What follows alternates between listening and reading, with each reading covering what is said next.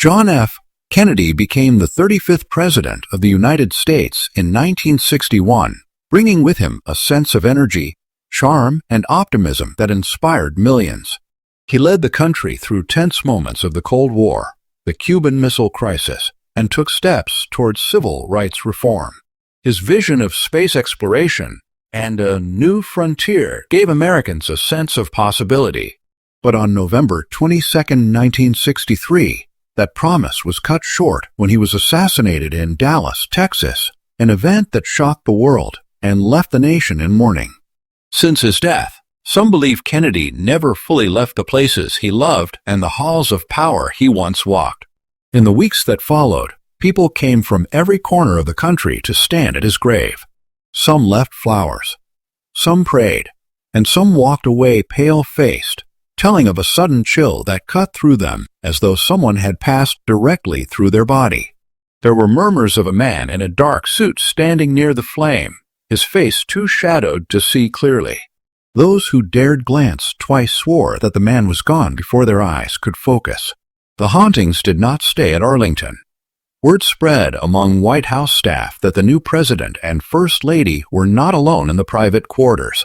Secret Service agents walking the late-night halls spoke of faint footsteps keeping pace with their own, the click of polished shoes echoing in rhythm down empty corridors. More than one guard reported hearing the distant sound of a man's voice, soft, New England accented, almost conversational, though the words were never clear. One of the most repeated stories came from a steward who worked in the private dining room. Late one evening, as he was setting the table for a meeting the next morning, he felt a presence behind him. Turning, he saw no one, but a faint whiff of cologne drifted past, an unmistakable scent Kennedy often wore. The steward later admitted that the air felt charged, as if an important moment was about to happen, yet nothing ever did. In the Oval Office itself, a few aides spoke in hushed tones about unexplained happenings. A chair would be found angled toward the window in the early morning, even though no one had been in the room after it was locked for the night. Papers would shift from one side of the desk to another without explanation. A secretary recalled hearing faint, rhythmic tapping, just like the sound Kennedy used to make with his pen when deep in thought. When she entered the room, the sound stopped, but the pen lay neatly on the desk, untouched. The hauntings extended far beyond Washington. In Dallas, the Texas School Book Depository became a place of uneasy energy. While many assumed any ghosts there would be tied to Lee Harvey Oswald or the tragic event itself, a few visitors claimed otherwise. Paranormal investigators who entered the building at night reported hearing the sound of a motorcade passing, muffled cheers from a distant crowd, and then, more chilling still, the low, commanding voice of a man delivering a speech that no one else could hear. Some swore the voice matched Kennedy's. The Hotel Texas in Fort Worth, where Kennedy spent his last night alive, also developed a reputation. Guests in the suite he occupied told of waking in the small hours to find the room inexplicably colder than the rest of the building. Some said they saw a tall figure in the corner, watching silently before fading into the dark. Staff cleaning the suite sometimes felt the distinct sensation of someone brushing past them, though the door was locked and no one else was inside. At the site of the assassination itself, Dealey Plaza, visitors after dark have claimed to hear phantom gunshots, followed by the sound of tires screeching and people screaming. What makes some of these accounts unnerving is that, mixed among the chaos, witnesses say they sometimes hear a calm, clear male voice saying, "It's going to be fine." Those who believe in spirits like to think this is Kennedy offering reassurance as he might have in life. Back in Massachusetts, the Kennedy family compound in Hyannisport has not been free of strange events either. Relatives and friends have spoken of doors swinging open on still summer nights, the faint sound of laughter drifting in from empty rooms, and even the light tread of footsteps across the upstairs hallway. One longtime employee swore that on the anniversary of his death, a radio in an unused bedroom turned on by itself, playing a recording of one of Kennedy's speeches before switching off again without a touch. And then there is the PT 109 Museum, honoring Kennedy's wartime heroism. A few curators have spoken of the uncanny feeling that someone is standing just behind them while they work, especially near the display holding his personal artifacts. Visitors have reported cold spots and a strange electrical tingling sensation when standing too close to his old Navy uniform. A couple even claimed to have seen a hazy reflection of Kennedy's face in the glass case, gone in an instant. Stories also surface from the Kennedy Center for the Performing Arts, built in his honor. Stagehands working alone at night sometimes hear the echo of clapping hands, as though an unseen audience is applauding. On more than one occasion, performers rehearsing in an empty theater have looked up to see a lone figure sitting in the balcony, hands folded, watching quietly before fading away. These incidents, scattered across the country, weave together a portrait of a presence unwilling, or perhaps unable, to leave entirely. Some believe Kennedy stays to watch over the people and places he loved, his restless spirit still connected to a dream unfinished. Others think the violence of his death has trapped him in moments that replay endlessly, leaving traces of him wherever history remembers his name. In the West Wing, more than one staff member reported hearing the faint creak of the Resolute desk's drawers opening and closing on their own. Late-night workers sometimes caught the smell of pipe tobacco, even though smoking had been banned in the offices for years. Some swore the scent matched the kind Kennedy favored when relaxing in private. A janitor in the 1970s claimed he saw a tall figure pass by the Oval Office windows one night. He thought it was a Secret Service agent and went to check. Inside, the lights were low, the air strangely cold, and the desk chair was turned toward the garden. He waited for someone to speak, but the room was empty. The chill lingered long after he closed the door.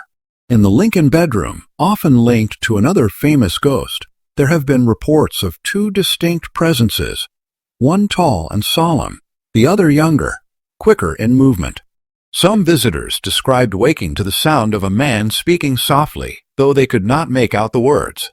A White House historian suggested the second presence might be Kennedy, drawn there for reasons no one understands. The Cabinet Room has its own odd story. During a late-night meeting in the 1980s, a sudden knocking began inside the walls.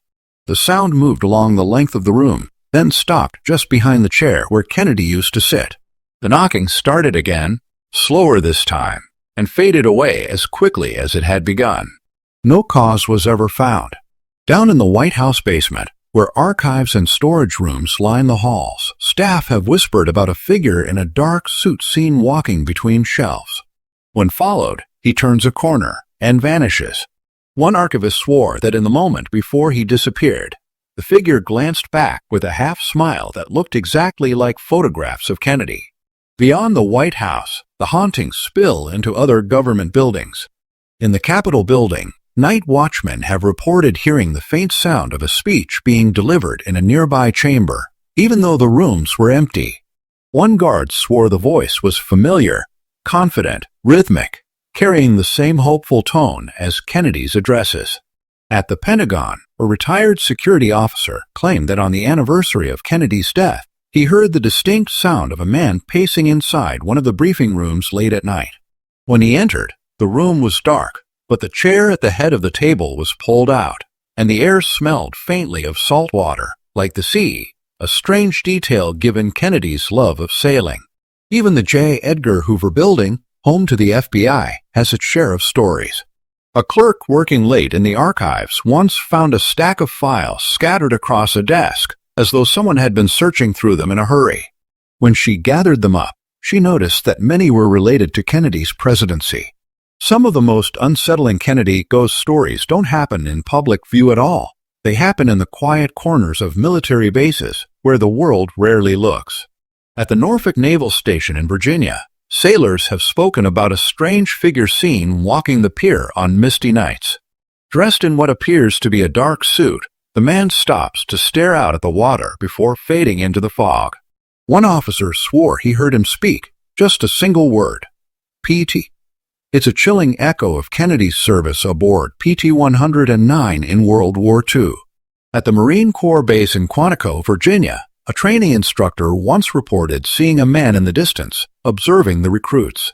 He was too far away to identify, but the posture, the straight shoulders, the easy confidence was enough to leave the instructor uneasy.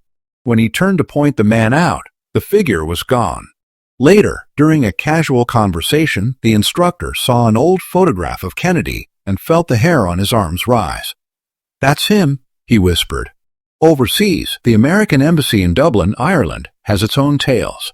Kennedy's 1963 visit to Ireland was historic, deeply emotional for him. Staff in the embassy have told of hearing soft laughter and footsteps in the upper hallways late at night, along with the faint scent of sea air. A cultural officer claimed that while working alone, she heard a man's voice say, "It's good to be home." No one else was in the building. Some tales even stretch to the United Nations headquarters in New York. Diplomats working late have claimed to hear the quiet shuffle of footsteps in corridors Kennedy once walked during tense Cold War meetings. A translator once looked up from her desk to see a tall man with reddish-brown hair glance into her office, nod politely, and disappear. She later saw a photograph of Kennedy and froze. At Arlington National Cemetery, the eternal flame burns against wind and rain alike. Visitors say that when the grounds grow quiet at night, the air around Kennedy's grave changes. The usual nighttime sounds, the rustle of leaves, the faint hum of distant traffic, fade away, replaced by a strange stillness. Some guards have described the sudden scent of salt water, sharp and clean, as if carried from the Atlantic. Others have felt a brief but undeniable warmth pass beside them, even on winter nights when their breath hangs thick in the air. One groundskeeper swore he saw a figure kneeling at the grave in a dark overcoat, head bowed. Thinking it was a late visitor, he stepped forward to speak, only to find the space empty. The grass where the figure had knelt was dry, untouched by frost.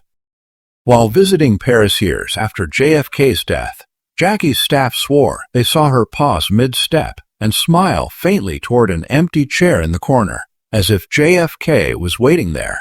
Family members said Jackie sometimes woke at night to find the door gently opening by itself, followed by the smell of JFK's cologne drifting in. Ted Kennedy once claimed the light in Robert's study would flicker when JFK was mentioned in conversation, as if the eldest brother was listening.